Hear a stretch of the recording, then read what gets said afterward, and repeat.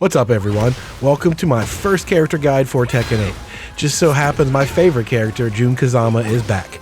She plays a lot like she did in the last game, Tekken Tag 2, plus a few improvements and evolutions from the last two games. She's a very versatile character, can play well close, far away, can run mix-ups, can play very neutral. So let's get started. As always, I like to start with punishers because they are your fastest, strongest moves, and it's kind of nice to have them in your pocket. They're not always good to be using in normal gameplay, but having them committed to memory when your opponent makes those mistakes and the opportunity presents goes a long way to keeping damage even on the battlefield. So, 10 frames are the fastest moves in the game. Anytime your opponent makes a mistake, it leaves them with a negative 10 frames of recovery and get jab punished. Most characters have this one too. Jun, in fact, has 1-2 in the sidestep, but we can do better than that. Introducing up forward 1. This is a 10 frame knockdown punisher that does that damage. Causes a lot of damage to Jun herself, but we'll cover that topic a little bit later on. Needless to say, this is a grip of damage. This is going to get nerfed. There's no way she's going to keep that as a 10 frame punisher throughout the whole game. But it's there, so you might as well live with it. Anything they do wrong, punish with that. You really don't even need to know the rest of these, but we'll go over them just to have them as a reference. In case that does get nerfed, you'll need to fall back on more regular stuff. 11 frames, she doesn't have anything. At 12, she has 2-1-4. This used to not be a combo in the last game. Only 2-1 was guaranteed. That 4 would get blocked. So now that it does combo, 28 damage isn't too bad. That'd be a pretty good 12 frame punisher, I suppose. -1, so you don't get a ton of advantage. It does have these follow-ups that I suppose you could try them with. It's up to you. 13 frames, we have back 4-2. I believe this is a frame faster than it was before. Pretty nice. Also hit confirmable, so in case you make a mistake, you don't have to let it rip all the time. So that's good. Also at 13 now, you need to be aware of 1+2 as a heat engager. Doesn't do a ton of damage on its own, but it engages heat mode and leaves you +17 in this moment, and you can do whatever you want to. And they cannot avoid this mix-up, can't sidestep, can't do anything. They kind of have to block that. So you can run some offense, set things up, do whatever you want to do during this heat run-up period. You have 17 frames of advantage to work with. So if that's what you're going for as a punish, that's a pretty good way to get in there. 13 frames, relatively fast. 14 frames is this standing 3. Don't even worry about it. That move doesn't exist. Forget about it. Move on. 15, Jun still does not have a launcher, just like the last game. She has to rely on just a string that does damage, which is that. Whole new string, down back, 1-1, 1+2. That's a pretty good amount of damage, and you get the knockdown and the wall break and everything from it. So it's pretty good. Not as good as a launcher, but it's not too bad. I think it's a bit of a sacrifice they made to give her such a good 10. She still has a crappy 15, so you got to deal with it. However, at 16, though, she has the old hop kick, up forward 4-3. A little bit different this time. You see it causes an automatic tornado and leaves Jun in the new Miare stance. So you can still get a combo from it. It's just a little bit different. You can do plenty of damage to them for a 16 frame launcher. No issues there. Dragon wheel kick now, back 3. This is also 16 startup, which I'm pretty sure is faster. You could use this. It has a little follow-up now to get combos from it. Say the choice is yours. Does a little bit less damage, but leads to a more conventional combo. As well as having a down forward 2. She's got a down forward 2 now that's 16 frames, -12. As well as this light follow-up. If you press down forward 2, 1+2, you get that. It makes it safe on block in case you were wrong, you can't get punished. But all of these Kazama Power light bombs, they're safe on block, but they cost Jun health anyway. So again, we'll cover that later. Just got to be aware of it. So 16, she's got a lot of launch opportunities. And 17, she has forward 2. You own your half of the screen with this. They come anywhere near your side and they miss anything, bang. Whole combo, wish they hadn't. Forward 2 is still as good as it always was. Crouching now. 10 frames, we've got one, because up forward 1 is an up input. You can do it from crouch. So she can do that from crouching. It's a high, so it might be a little more difficult to hit something that you just blocked low, but don't have to worry about that. She instead has full crouch down forward 1. Basically the exact same thing as a mid. So she doesn't worry about that. -10, you get that from crouch, which is even more ridiculous than the standing version of it. Till they nerf it. And she already had an 11 frame while standing 4 that knocked down, which was rare in the first place. There's not many of those. Any low, boom, knockdown. Crazy enough as it is. Now it's even worse. 12 frames is not worth really noticing unless you want to be tricky with it. She has while standing 4. That part is guaranteed, and she has a little mix-up afterward if you want it. In the shoulder, it's up to you. She has while standing 1-1 now as well, which if you notice that animation is the same as back 2-1. She gets the same stance variation, she gets the same follow-ups, etc. So that's there as a 12 frame punish. If you want to try to like run some offense with it, do the third follow-up, go to gen stance, whatever you might want to do there. It's up to you. 13 while standing 2-1. Nice little knockdown. That's always a good move, but kind of pales in comparison to what we've already got. 14 though, now we got a launch. We have a while standing 3, conventional launcher at 14, which is also a pretty exclusive class. Characters that can launch at 14 crouching. She can't even do 15 standing, but they gave her a 14 crouching, so I'll take that. That's pretty good stuff to have. I'm not going to complain about better combos, so that's a cool addition. 16 frames because it's an up input. She could do the same hop kick if she wanted to. And 18 if you get a big blocked hell sweep or snake edge or something. This is now while standing 3+4. They moved it to this input. You get a big combo off of that one, way more damage, but you're going to need a big block to do it. So to recap, you have an insane 10 frame Punisher. You're going to use that all the time until you get up to like the 16s when you can go for a launcher. That's pretty much all you need to know. In between, there's a 13 frame that goes into heat mode. Crouching, same thing. You have this cool crouch 10 that knocks down. You can do some mix-up stuff at 12, but you got a launcher at 14. That's it. You don't really need to know more than that, but they're in the doc, they're in the notes and all that if you want to take notes. Should they nerf something and you need to fall back on some other options, be sure to go check that out.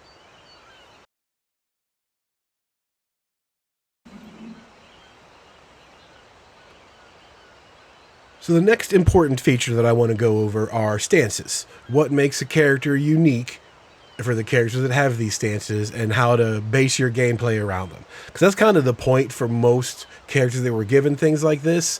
You're supposed to use them a lot. They put some good stuff in there and they gave you different ways to access it based on the gameplay. So I think those are always a big focus.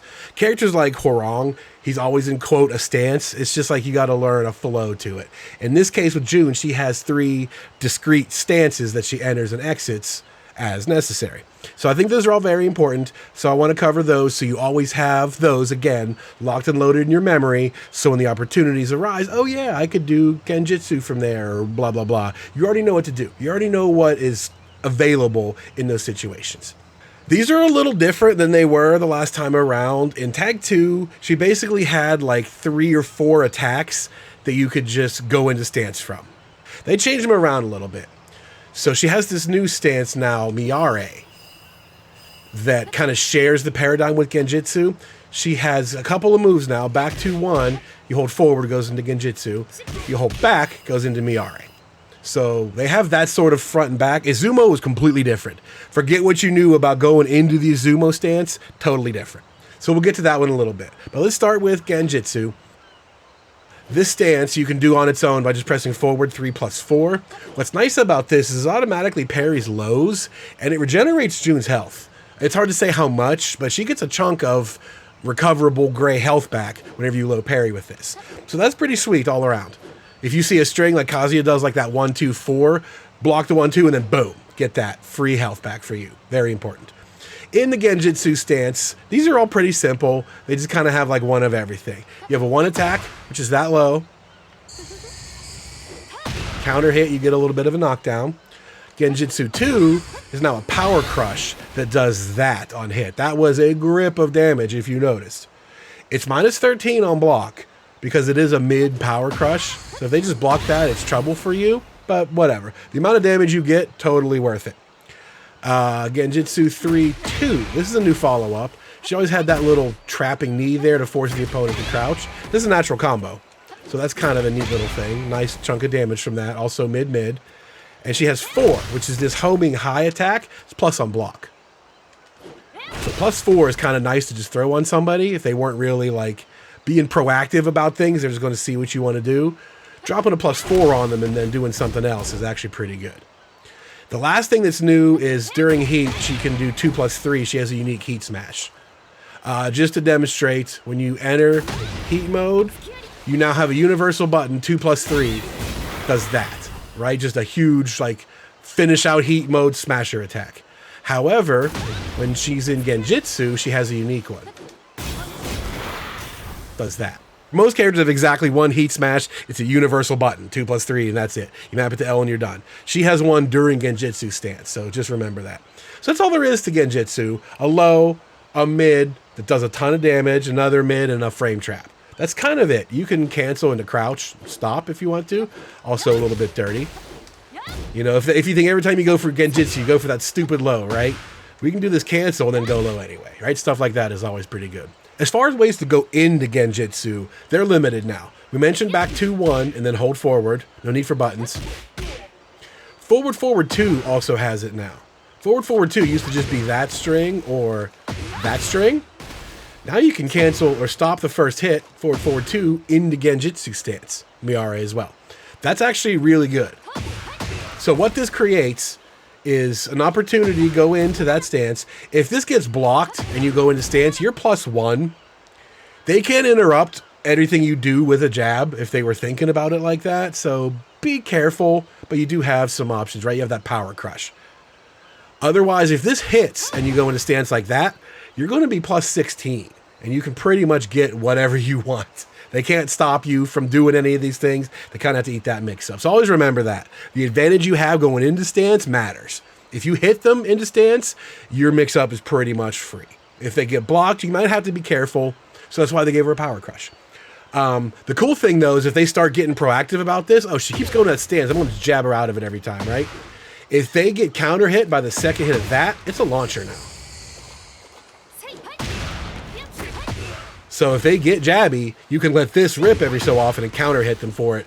Does a grip of damage too. So that's kind of like a nice little paradigm to have. Not ultra risky. None of these things are that bad. The low is -13. The power crush is 13, etc.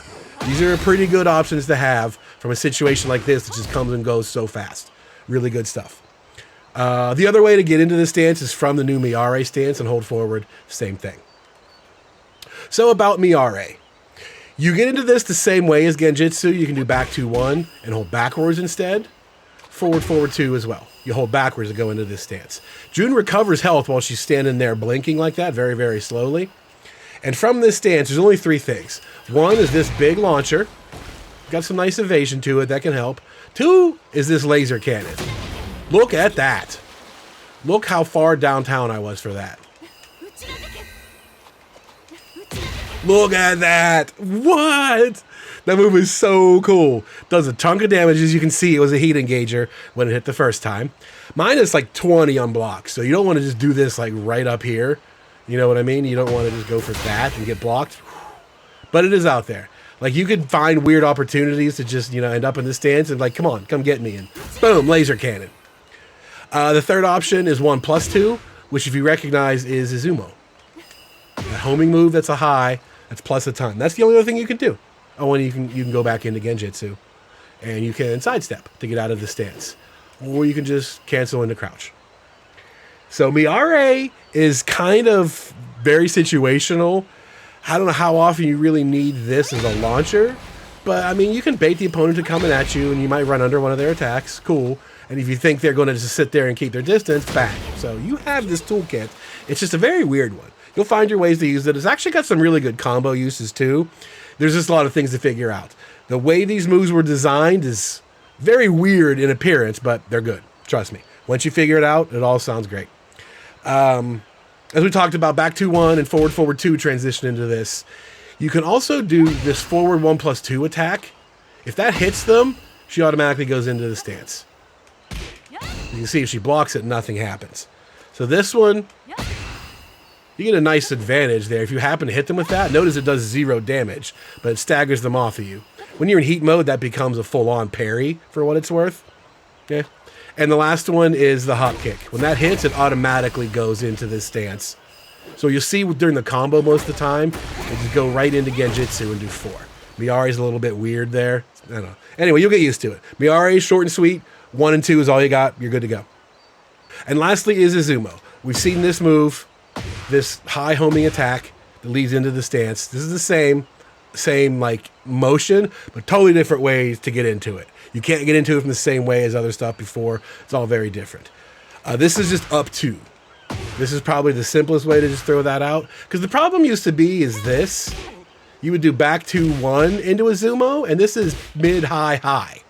And like, you're just never going to catch anybody with that. Now, you can just spring it on them, or you can do this, which leads to Izumo. You have mids that go into it. Very cool stuff. So, inside Izumo, few changes. 1-1 is this. That's going to be one of your primary combo tools. Nice big knockdown, natural combo. 1-2 is pretty much the same. You get that slap, just like in the last game. Just doesn't have a bound move anymore. That's unsafe, but the knockdown is pretty good. 1-1 is a high and obviously safe. So you do have high mid in there. Izu 2 is that big launcher that it always used to be. Right? Mid, crushes a lot of stuff. Very risky, minus 13. Minus 13 actually isn't that bad. This is a pretty good move. That's pretty good overall. Minus 13, I'll take it. 1-1. Right? Party time. Pretty good move. What's new to Izumo is 3 is that. Safe jump kicks. Also a heat engager. Bang, bang. There's your plus 17 run up. Izumo has this 4-1 hell sweep, same as it always was. Nice crush properties. If they want to jab, that'll go underneath, stuff like that. Boom. Now, 2 new additions is 1+2. Well, 1+2 was always there. That was your basic bound move before. 1+2 is now a power crush. Again, as we talked about in Genjitsu, if they want to get real jabby and try to stop you, this will eat up power crush, or power crush will eat up whatever they do. Bang, they're going to wish they hadn't. The final option is forward 1+2. Homing move. Very fast. Safe on block. Gotta like that. It's not a counter hit launcher, but I think you get plus 14 there. But you do get to hit him for free. So that's it for Izumo. Most of the same stuff, the mid launcher, the hell sweep, and now there's a power crush and a homing to round out the kit. So the ways to get into Izumo now are all totally different. For all the moves that use this Izumo strike, this spinning move, they are all plus 6 on block and plus 11 on hit when they go into Izumo. So if this is on hit, you can see where I'm plus 11, and if it's blocked, I'm 6. That applies to all of these standard Izumo strikes. So when you have a 13 frame startup and you're already plus 6, you have a lot of dangerous options out of Izumo. There's several ways to go into it that do not use that strike, but leave it into it anyway, which is kind of unique. Forward 1 is a weird little chop thing, but this is also Izumo stance. You can see it's plus 9 on hit and 0 on block. So still pretty good. If you're doing this, those are 13. They can interrupt you, sure, but do they want to? Because you have power crushes, etc., etc. So 1, back, or forward 1, excuse me, then 1-1, same thing. Boom, boom, into Izumo. 1-2-2. The third hit is that Izumo strike, same as up plus 2 and forward 3-2. Same Izumo strike, boom, right into stance. And the last options we talked about is Miare, 1+2, same spinning thing. So all of those are the new ways to go into Izumo stance. But I think are all really good because you have this thing right away that you can pop on them and be plus as hell, or you have some weird new mids. You've got basic strings that you can actually use. Cool little bonus feature. Counter hit, guaranteed. How about that? So that's pretty good. Izumo was greatly redesigned in how you get into it, but works about the same. Next up, let's take a look at all the moves that have special properties like homing and power crush and stuff like that. Not necessarily as a lesson. This point in the guide is just to be a reference, so you can come right back here and see. Give me the list of all the homing moves real quick. You know, I might be missing something. Or I don't like this combo, I'm going to think of something else. Show me the tornado attacks, right? This is just going to be a list of everything that has a given property in the game. There are lots of little weird properties like funky knockdowns and stuff. These are basically only the ones that have an icon that are basic mechanical properties, including heat mode. So starting with heat mode, there are universal properties that every character has. Like all of your attacks cause chip damage, you gain access to your heat smash attack and all that stuff. Every character has a unique trait as well. The first of Jun's is all of her Kazama power moves that cause this exploding light bomb and stuff like that. They no longer cost her health when she's in heat mode. You can see that takes a big chunk out of Jun's health bar right there. I go into heat mode. Notice how it causes chip. but on hit, it does no damage to me. It also doesn't use any of my heat time. So all of these moves now that were hurting you the whole time are now free, which is awesome because these moves were already plus on block, right? This down forward 2, 1+2, this was safe. This is a safe launcher. It used to cost you health automatically before. Now it's free when you're in heat mode. So all of those become 10 times more brutal. Huge list of moves that are already good, but now they're even better. You don't have to worry about the wager system with them.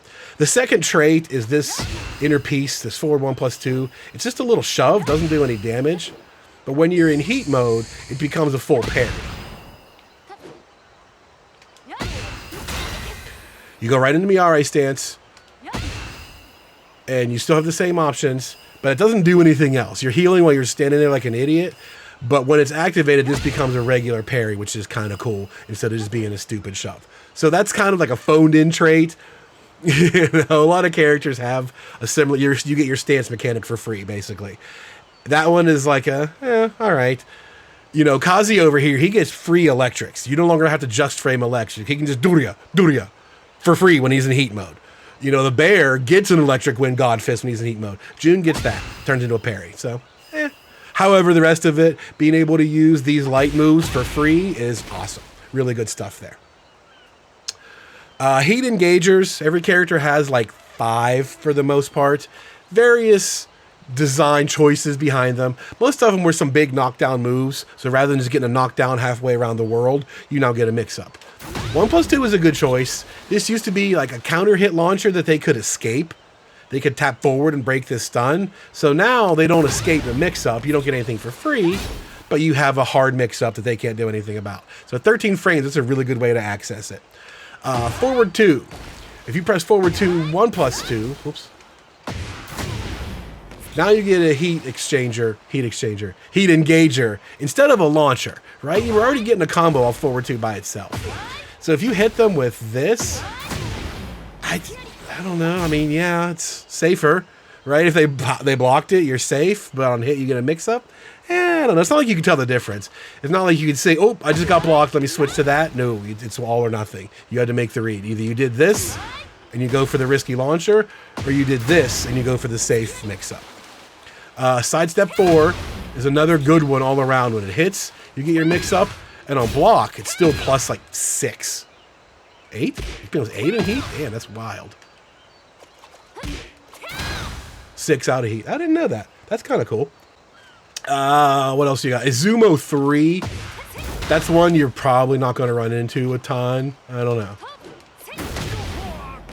There's 2 mid attacks out of it. It's the same thing, I suppose, right? Izu 2 is a mid launcher. It's kind of risky. Izu 3 is a safe heat engager if you want to go that route instead. So I guess that's kind of the same situation. The last one is Miare 2 with a laser cannon. Boom. Inside heat mode, these heat engagers, you can follow them up again. You see how you get this dash for free when you start? From now on, if you hold forward, you can follow up and get some combo extensions. They don't all turn into launchers, but for example, the forward 2, 1+2 does. So once I'm already in heat mode, let him recover, do this, and then hold forward, I get a whole launcher from it now that's safe. So most heat engagers do that. You just got to check out what each one does. 1+2 generally does not. You get like a ground follow-up, and that's kind of it, right? You can't pick that up for a combo, but you can blast them one more time. So depending on what you use them for, you can use them in existing combos. You can use them to start combos in some case. Check it out each one at a time. Make sure you know what they all do. Heat Smash, as we talked about, is universal. Once you're in heat mode, you have 2+3, which is a universal button. Does that. Grip of damage.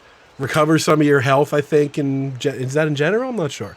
It'd be nice if you could tell. You can't manipulate the health bar so you can calculate what Jun's health is doing.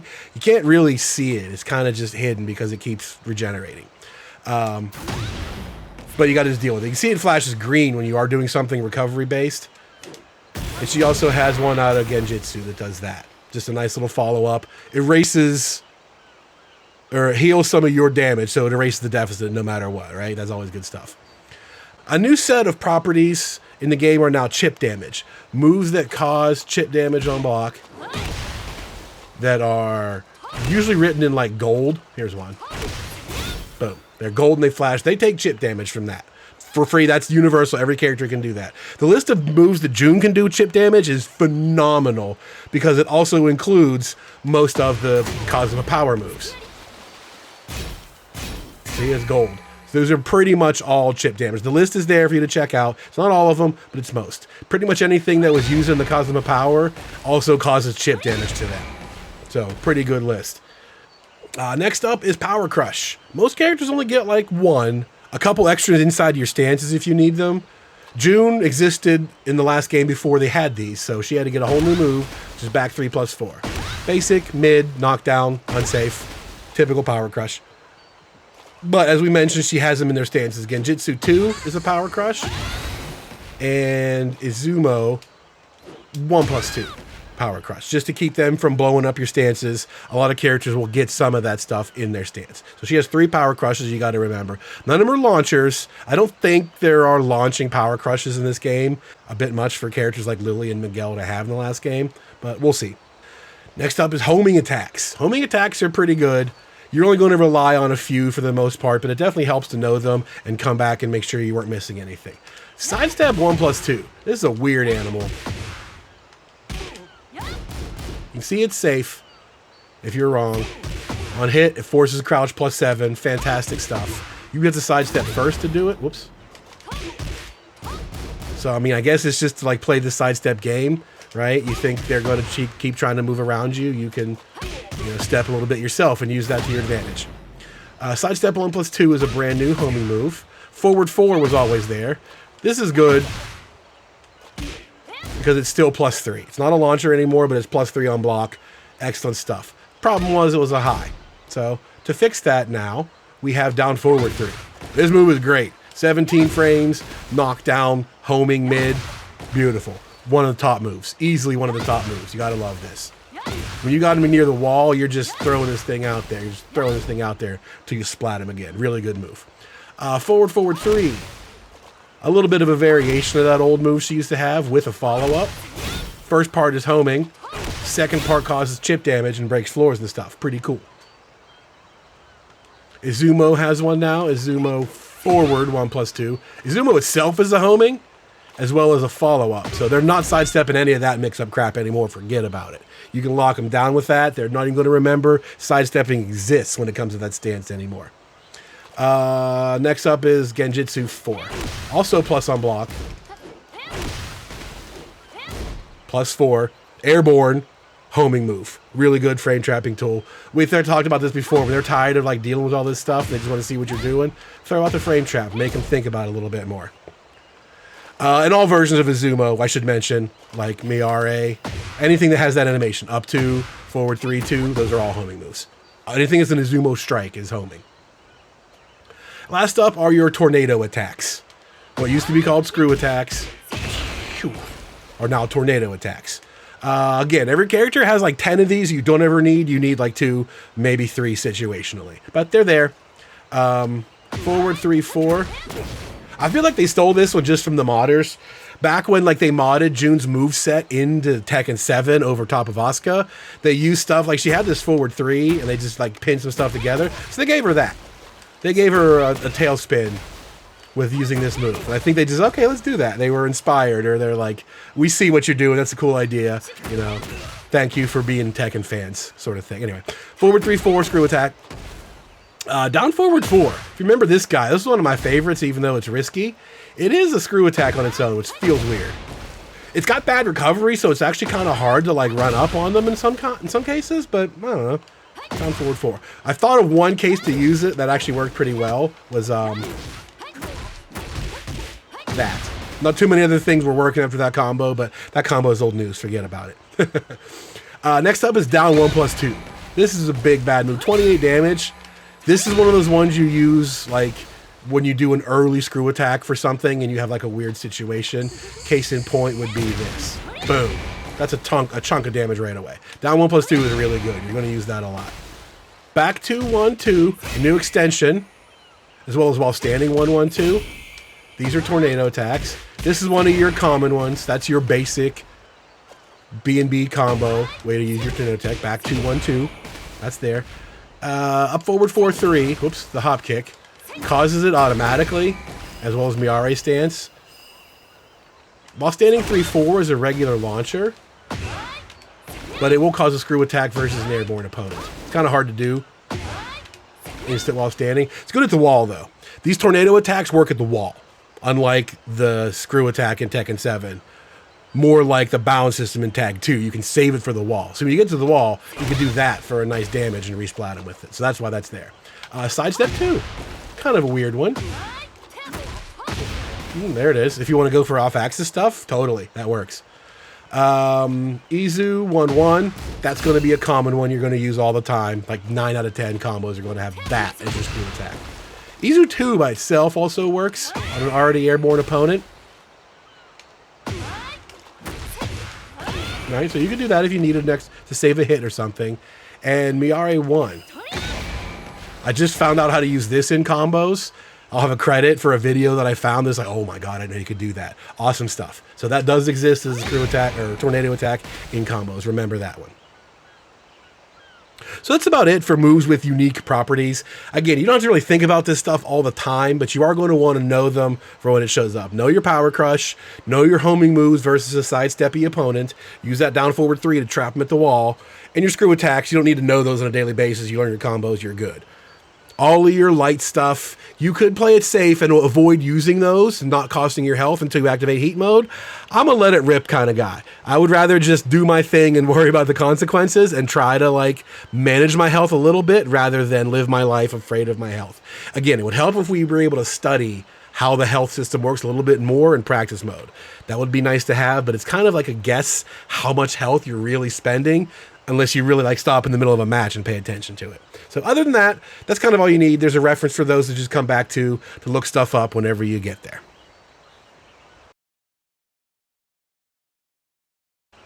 All right, with some basic toolkits covered, let's get down to business. Let's talk about what you do as a Jun player.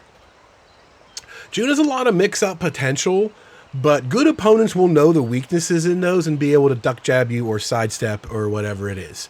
However, they can't do that if they can't concentrate, and they can't concentrate if you're constantly doing something different, varying up the timing and messing with them. That is key to almost every mix-up character in general, as well as one like Jun who can't just oppress you with mix-ups like a Hwoarang or a Steve or something like that, right? You have to be selective with what you're doing. So using good mix-ups at the right time is key. She's got a pretty solid poking game to keep her distance wherever she wants it and just kind of wait for the right opportunity. If she wants to go in and run a mix-up, cool.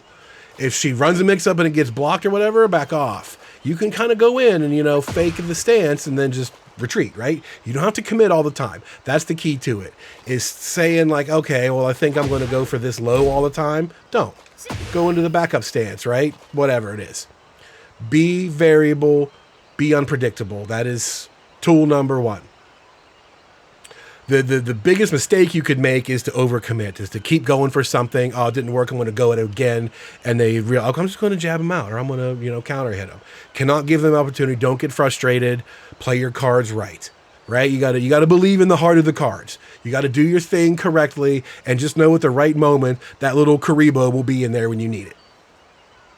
So always back off instead of overextending yourself, because mid-range is really good for Jun. She has no problem being out here and just biding her time. This is good territory for her. As we talked about, anything that they do wrong, bang, on top of a litany of other stuff. Jun's defensive options are really good, especially now that she has one of the best punishers in the game.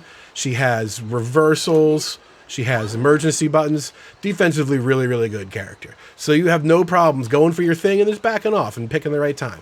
Being patient, but when you go in there, be a psycho, right? Be unpredictable, be crazy, and then bundle it up. Keep it under wraps. So you have offense and defense. Moving between them quickly is the key, as any pro sports team, you know. Hockey or basketball or soccer, whatever, they'll talk about their transition game. You can be good on offense, but if you can't get back on defense when you need to, you're going to get blown up. So that's the key. Transition. So as far as the neutral game goes, you're poking tools that you can just kind of throw out, see what they're going to do, fish for low damage, mix them up until you got an opportunity to go for something bigger. Good set of tools here. Her 1-2 has that sidestep. Forward 3 also has that same sidestep. These are kind of cool because that's one of your heat engagers. And that's a good whiff punisher. And if they counter hit it, this has a property now. That's kind of a new thing. You get that counter hit, bang, that's a ton of damage. So this little sidestep is kind of cool, just for 1-2 jab pressure. Good stuff. 1-2's got a lot of better options now. 1-2-2 into Izumo, there's the 4, there's 1-1 stuff into Izumo, there's now 1-3. Look at that. Not a natural combo, as you'll see, but ain't nobody blocking that. Seriously, nobody blocking that. Just go for it. It's the thing. Don't worry about it. This kick overall is really good. And now it's built into that one string. Jab stuff, pretty solid overall. Jab pressure situations from this character are very strong. All kind of +6, do it again. Go the other way, +6, do it again. Izumo, bang, bang, you know? Great stuff. 2-1-4 is really good now. I used to like this move a lot because it was just 12 frames, good range and all that stuff. But now that you get 2-1-4, I think that's kind of cool. It's got a nice chunk of damage to it. This is a really good move to just kind of like, you know, sidestep around them and go for it again.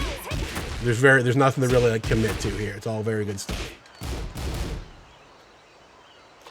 Well, technically it is unsafe, but again, it's they punish that, you start letting them rip with the follow-ups. That's what those are there for. You go for that safe high, they're not going to die. If they punish this correctly and they duck this correctly, just put the controller down and go home. Just go back to the hotel room. You're done. It's the way it is sometimes. You can't live your life afraid of that. So this 2-1-4 is pretty good. But 2-1 just to pokey. Because 2-1-2 exists. Good stuff. 4 is not as magic as it once was. But you get that little knockdown, which is good. You get follow-ups, so okay. I'm glad they got rid of magic 4s, but having a little bit of a kind of neat. Good 12 frame, you know, counter defensive tool, which is what it was supposed to be. Instead of I'm just going to fish for this because I'm brain dead, you know what I mean? This is what it's for now. A little self-defense gets you some reward for over-aggressive opponents. And then up forward one, we talked about the best Punisher on Earth.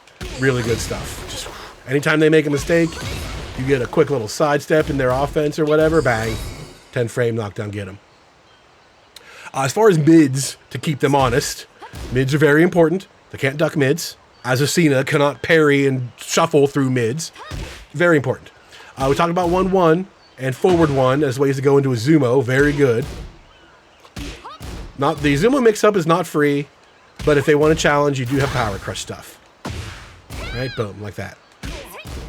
Power Crush if they get jabby. So remember your options. Remember what to do based on what your opponent favors. That's also very important. Not just going for a wild mix-up, but, man, every time I go for this, they jab. Remember that and use it to their advantage.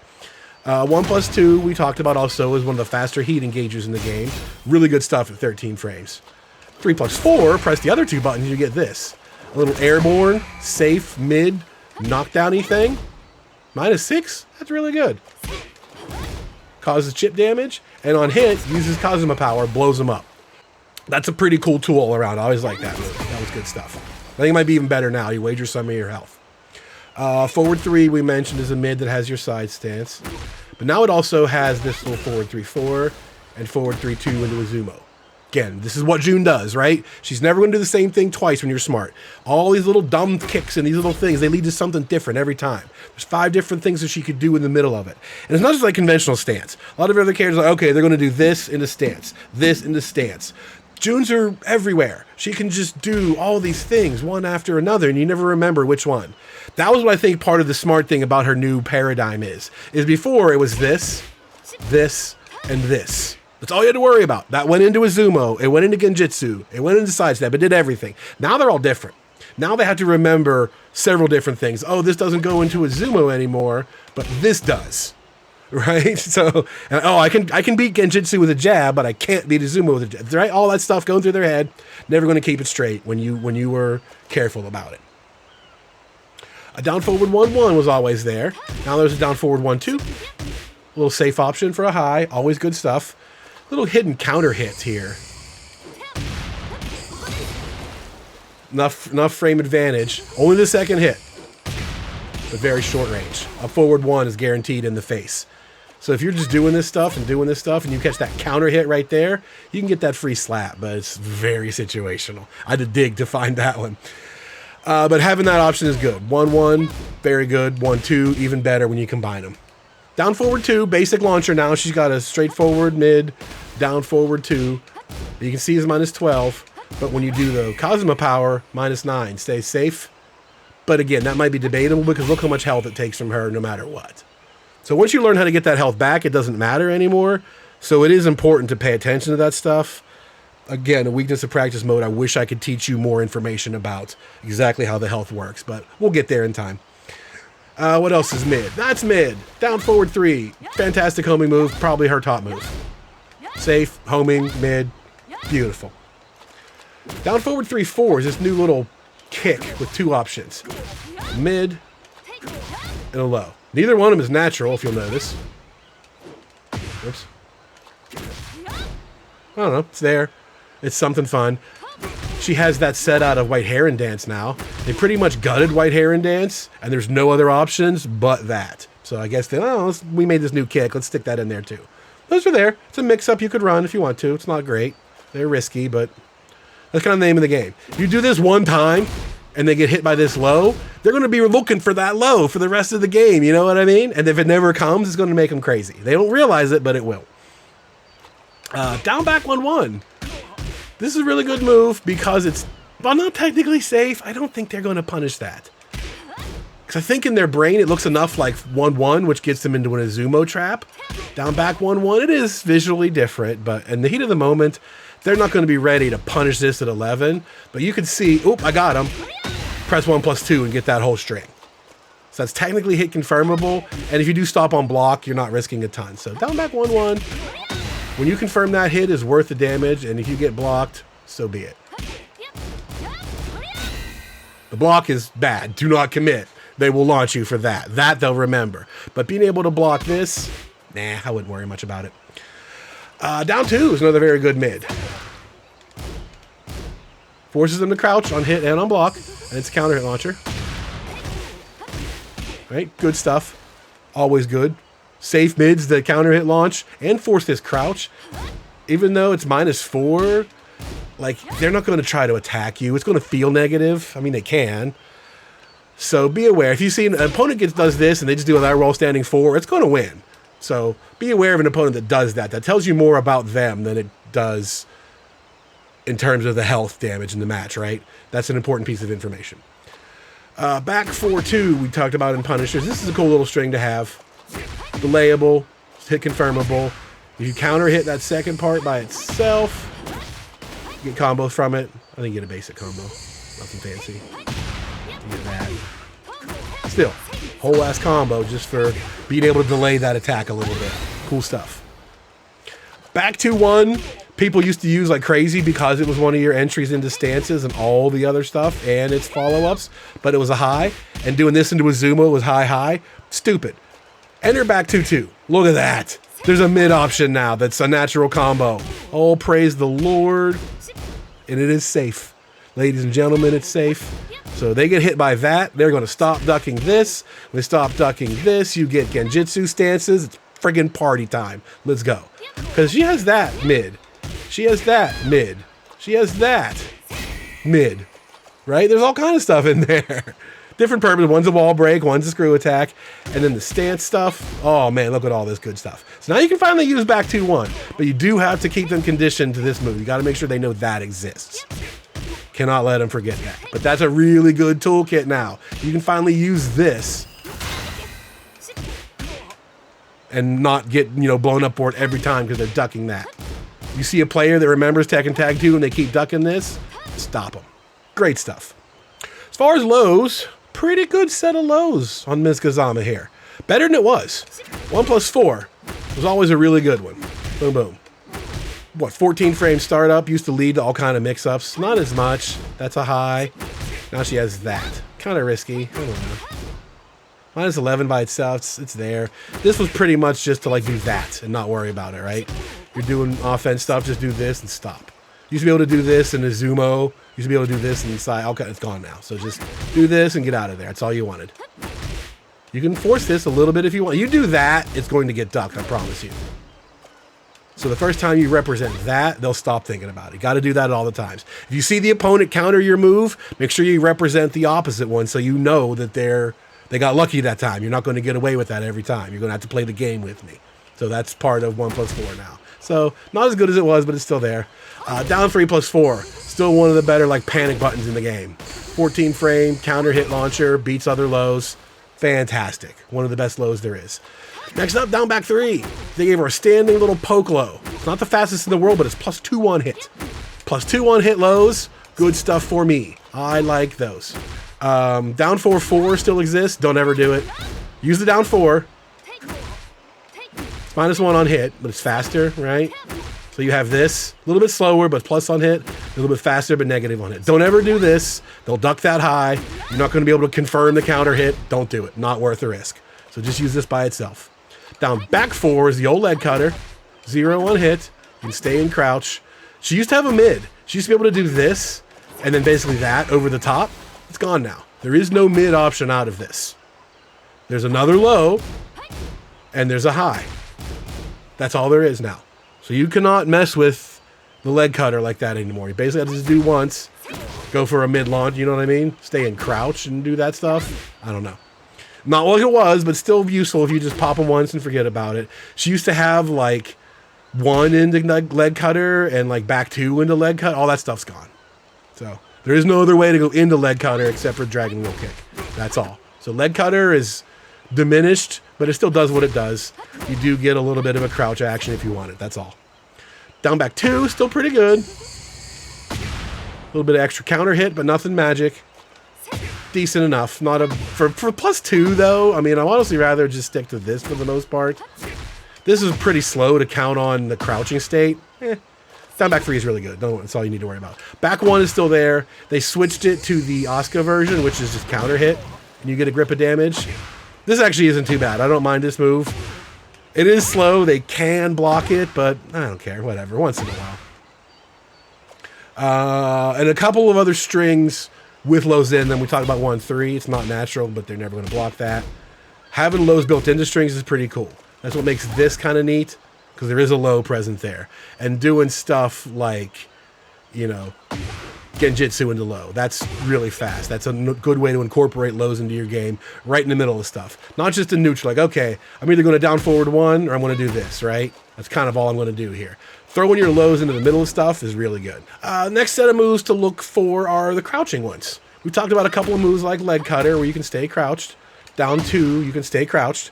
A lot of moves out of this full crouch situation. We mentioned in the Punishers that at minus 10, just get that for free. Fantastic stuff.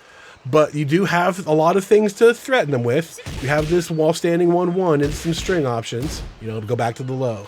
While standing 4 will knock them down nice and easy too. While standing 1 plus 2, not quite the menace that it was. You can't do that anymore. While standing 1 plus 2, you only get 14 frames of standing there. Other than that, they're airborne, so you have to go for a regular juggle. So you lose that relaunch, that max damage. This counter hit into this, that's gone. But still, on counter hit, you get this combo. It's still a combo, it's just not a stupid combo anymore. So while standing 1 plus 2 is a really good move. Fantastic range. What else do we have with that? You have 3 plus 4, which goes over these lows, and 3 plus 4, 3 does it again. At any point you can stay crouching. Very cool. Mids that go over lows. You can do your own low. This full crouch down forward 2 is still there. And on counter hit, you used to get that, but mathematically it should still work according to what's on screen, but it doesn't. It says plus 18, but they block. However, you can just do that. The new while standing 3 will launch that. So you basically get the same thing, but more. Look at that, 88 damage from that counter, that low counter hit. And again, there's a mid to go with it. There's all kind of counter hit. There's tons of stuff. There's also full crouch down forward 3. You get that clean hit, you get a knockdown, you get ground follow-ups. Amazing stuff out of crouch. Just anything that you want to do. As far as the moves that can get you into crouch, forward 2, you can cancel with down. While standing 1 plus 2, you can cancel with down. Down 2 automatically recovers in crouch. Down back 4, the leg cutter, you can hold down and stay crouched. Down back 2 is automatic one. And then the full crouch pirouette kicks. Both of these you can hold down and stay. Oops.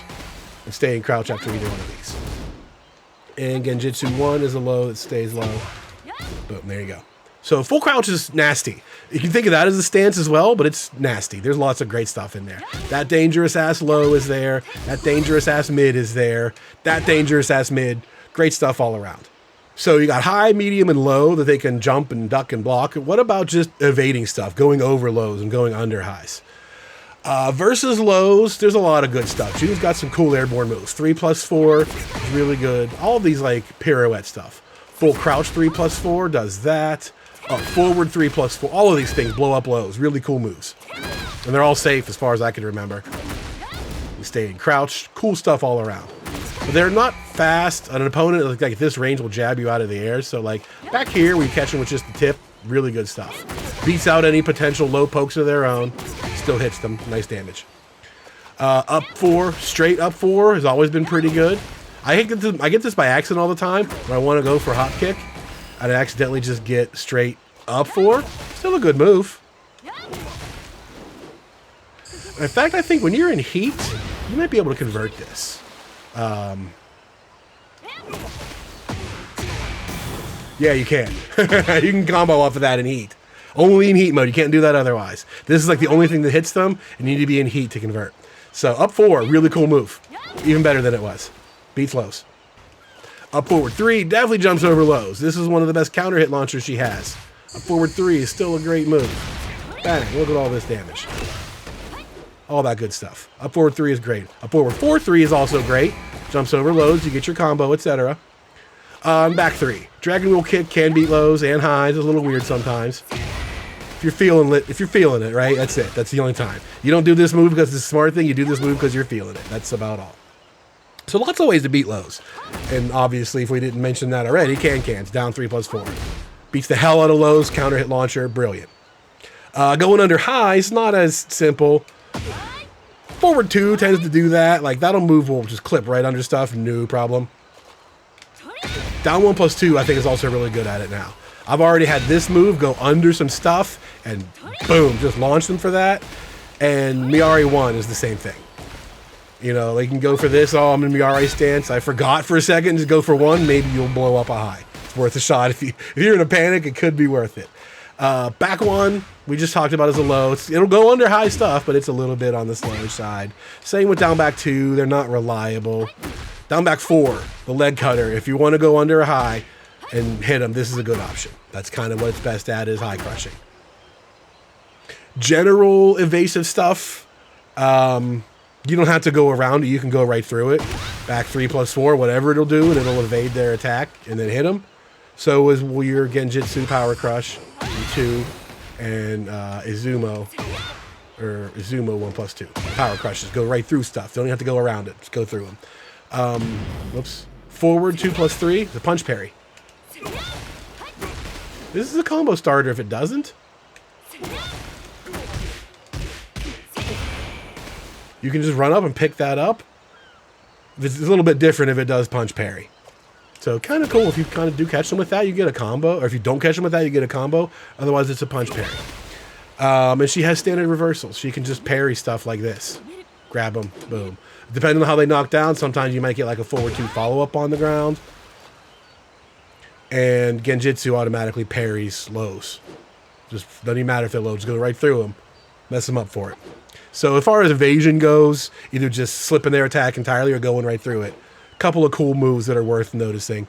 And other than that is moving laterally. Sidestep game. Sidestep is pretty decent. Sidestep 2 is a good clean whiff punish. If you counter hit them in the middle of the string, you can get a free follow-up for it. Like if you cleanly avoided the first hit and then counter hit them for the second one, you get follow-ups, I think. I've got to do it. There you go. 54 damage. Look at that. Same with Sidestep 4. You get a heat engager opportunity for avoiding the move that way.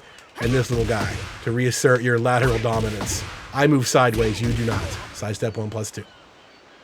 So the last thing to really talk about is that lateral movement. We talked about high, mid, lows, about moving over and under stuff, going through them, crouching, all that stuff. Let's talk about side to side when they want to do it. They want to get around your offense by moving side to side. You got homing moves. Just shut that down completely. I don't want to worry about, oh, this tracks to the left but doesn't to the right, or this doesn't track. I hate that shit. There's not a way to live your life. Oh, you always just sidestep Jun to the right. That's stupid advice, because I promise you, she has moves that'll track to the right, and everything else tracks. It's dumb. When you want to stop your opponent from sidestepping, use homing moves. If you're using homing moves all day, your opponent will stop sidestepping. That's all there is to it. Just think about it that way. Oh, I want to stop them from sidestep. Every time I do this, they sidestep. Well, use your homing moves. That's what they're here for. Forward 4. It's a high, but it's plus on block. Down forward 3 is mid. Still safe on block. Even better. If your goal is to really stop them from sidestepping, down forward 3 is the coverall. They can't avoid that. Forward 4, they can sidestep and duck, technically, whatever. Same with up 2. You do get that homing that shuts them down, and you get your Izumo stance from there. Also pretty good. Forward 3, long range. That's got way downtown. Homing move and follow-up, so that's worth noting. And then sidestep 1+2 for whatever is there. Right, there's that. Assert lateral dominance is pretty much all it does. And your stances have them too. Genjitsu 4, Miare 1+2, which is Izumo strike, and Izumo forward 1+2 is another homing move. Homing move, homing move. So you got the options there. They should not be sidestepping you. These are all really good moves to have in your arsenal, especially that guy. They should not be sidestepping anymore once you're doing your thing at the proper place. Especially when that place is out here and you're still catching sidesteps. Look at that. Boom. Great stuff.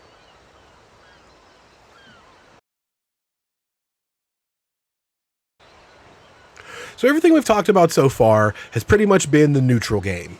The out in the middle of the field, doing the dance, reading your opponent, the back and forth. These are your neutral tools. They're mostly poking, some defensive, some offensive, etc. But by and large, that is just your transition game, as we talked about. Things you attack with, things you defend yourself with, and things you use in between. Let's really talk about what you do on offense, what your mix-ups are, how your pressure is supposed to work, and how you flex that around what your opponent does. Let's get into the details of that. First off, I want to mention the heat and chip damage system as part of that. Jun has a ton of moves that do cost her health, even on block or on hit. Boom. Look at that shot. That did as much damage to me as it did to him. But as a big high launcher, and I get rewards for it, right? So you could play the entire game without doing that stuff. You do have combos that will not take your health. I don't even know what they are, but there are combos. Let me find one real quick. Do this. There's one. 65. That didn't cost any of my health. But the real combo uses a chunk of my health. So you do need to be aware of that. And again, I wish I could teach you more, but it's kind of hard to really figure it out. Needless to say, Jun wagering her own health for safety of some moves, as well as more damage versus the opponent, is a big part of what she does. So mastery of that system is important. If you want to play it conservatively and not use those moves until you get into heat mode, wherein those moves are now risk-free, on block, chip damage, on hit, grip of damage, none to me. Jun's invincible. Great stuff. You can save it all for that, but heat mode doesn't last forever. You get 10 seconds of activity using your heat mode, right? And then you have your heat smash to regenerate health when you're done. You can play conservative and not deal with that, or you can just let it rip and then, hope you make the best out of it. Hope your opponent never has an opportunity to cash in on the extra damage. It's a balancing act, and it's something that's going to be more important as the game develops. Does this make Jun a monster because she can wager health, or does that make her weak because she spends health, right? We'll get to that point. So it's hard to really study that now, but it is a factor.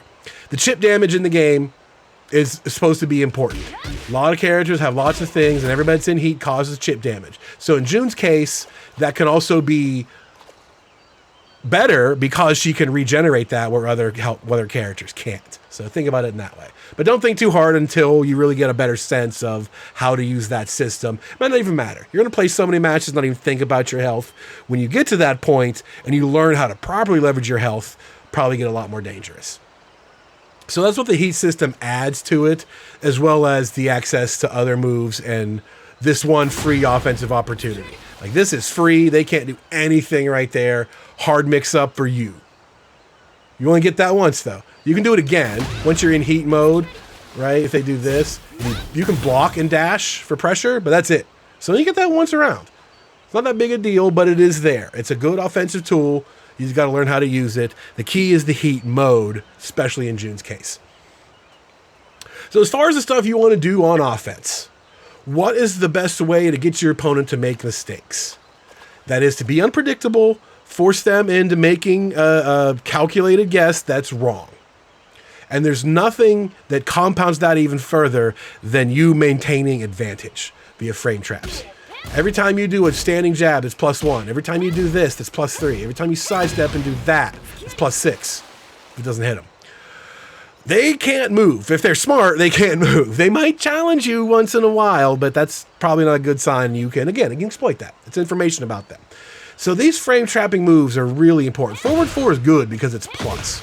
Down 2 is not plus, but it feels plus. When they block that, it feels like you're still trapping them and they can't do anything. Forward 1 +2, that is plus a billion on block. I gotta hit him with it. There's one. +6, that's a lot. And chip damage. So just doing this, really good move, right? They're stuck. There's nothing they can do. And you can do it from downtown. Boom, +6. What are you going to do? As well as this. You do note that this isn't a natural combo. So if you are already downtown, you have this homing move followed up by that. They can't sidestep around you, and you land on top of them, cause some chip damage, and you're +3. That's an amazing set of things to have. This move is so cool. They might be able to jab you out of there or something. I don't know yet, but I don't think so. We'll find out. I don't have the patience to sit there with every move and figure, let somebody else figure, oh yeah, that move sucks. Okay, and if that sucks, then we'll take it out of the list. But right now, it seems like it's pretty good. Long range homing into frame trap. So look at all of those, +3s, +6s. Those are really good moves. They're fast enough. Look, that's only 19 on startup. You can just throw that out there. You're in your approach game, frame trap. Oh, you sidestepped them, frame trap, Great stuff. Once you have them in that, they cannot think correctly. They have no idea what you're going to do. Do it again, right? Do it another one. Repeat the cycle. They're never going to get used to it. They're going to constantly be thinking about something else. Then you go do this again. Then you go for your low.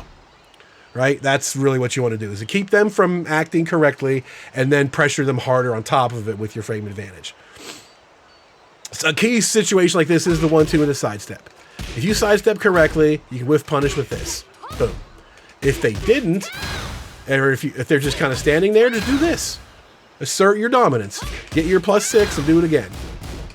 As soon as they catch that timing, do the 3 this time. Do the 3 and then sidestep. Boom, whiff punish. Right? That little system is how you do everything. I'm going to do this, and hopefully you're going to make a mistake. I'm going to do this in the Genjitsu, and I'm hoping you challenge it so I can go for a power crush. You know what I mean? I'm going to go into Genjitsu again and hope you just stand there. Right? And I'm going to go low. I'm going to go into Izumo, and I'm going to go, right? There's all that stuff.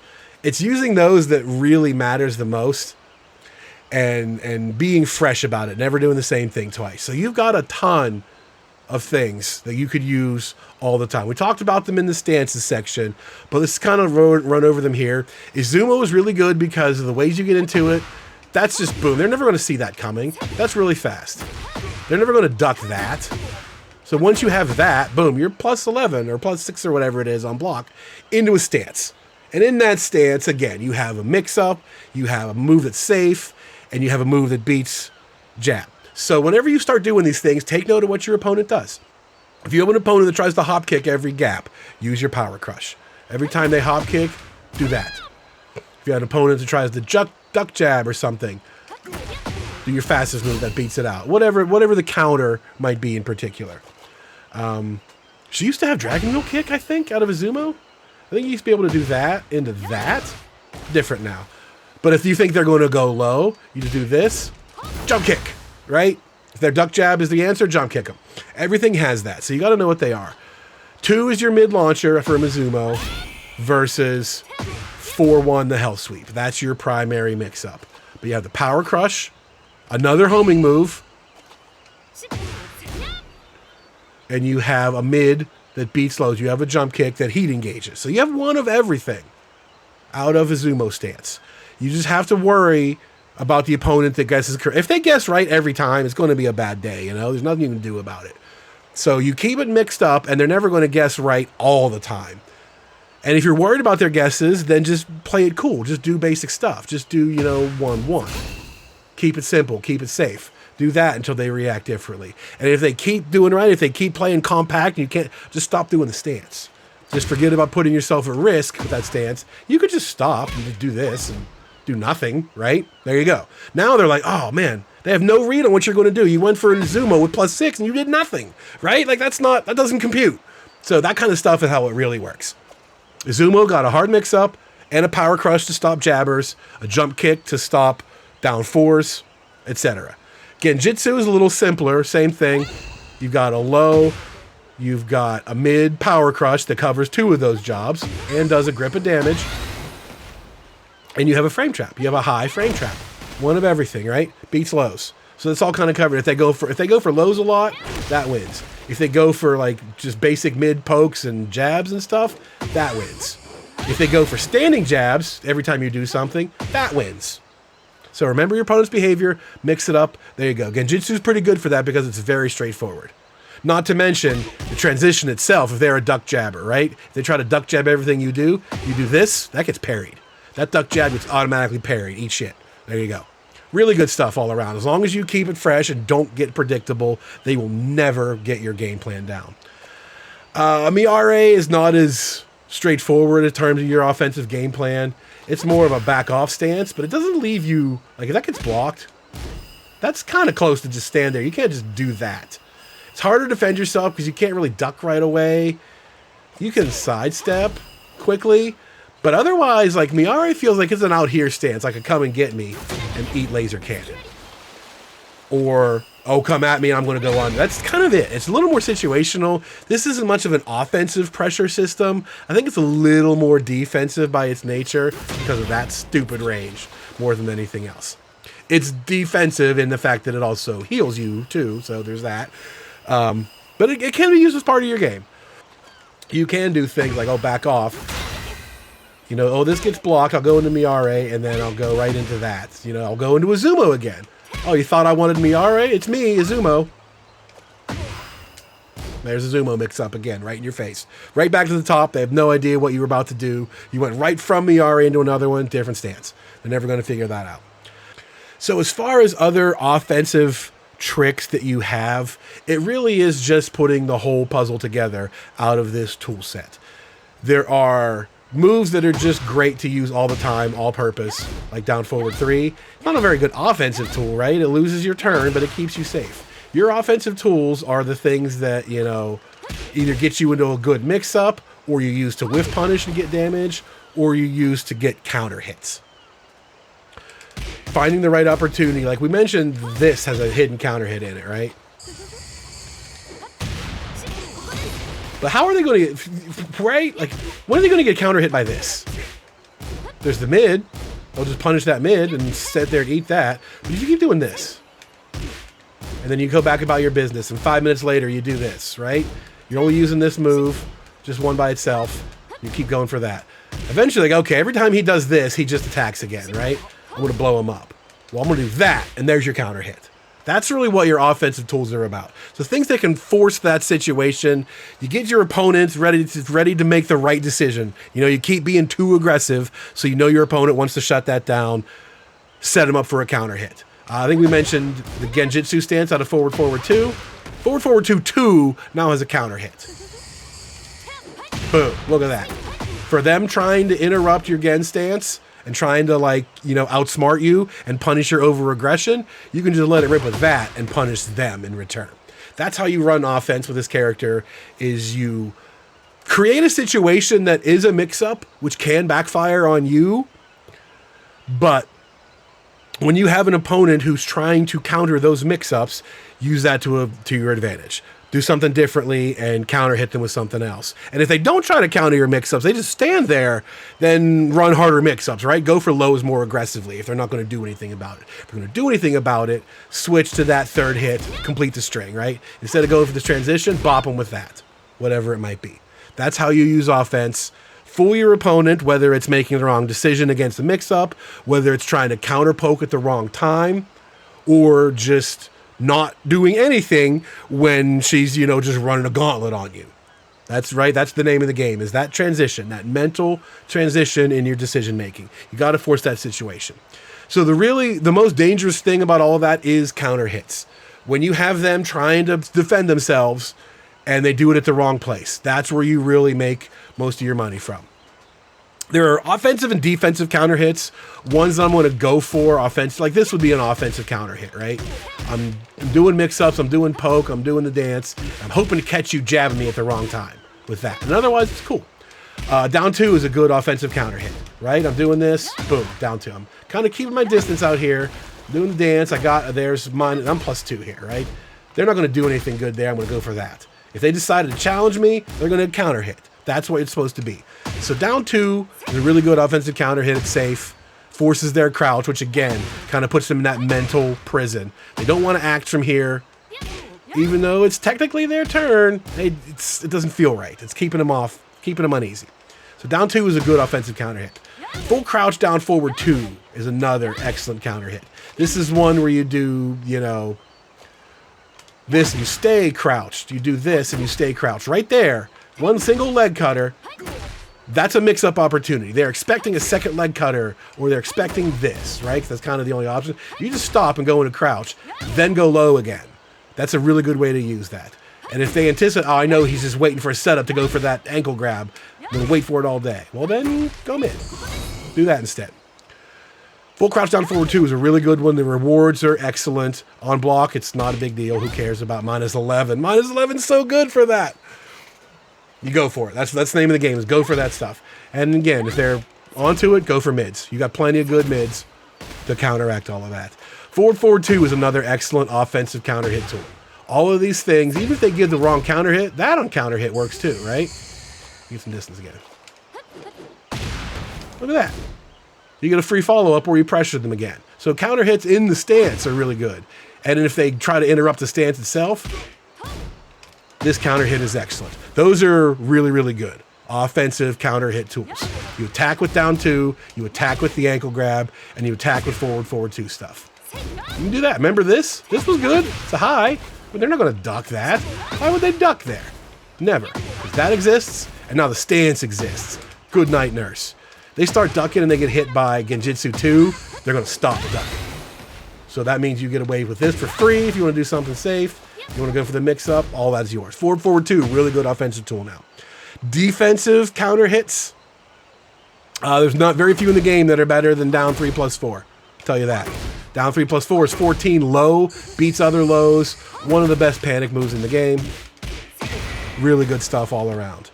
Up forward 2 is pretty cool, little self-defense. It's relatively quick, but it's kind of short. Up forward 3 is only 1 frame slower, but it beats lows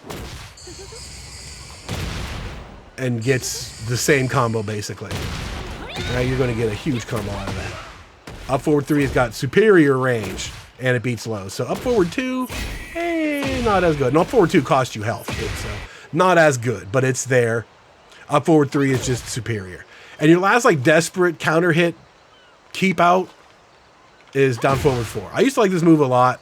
It's -14. I mean, yeah, you do get a whole combo from it, but is it really worth -14 just for that? The range is okay. You know what I mean? Like,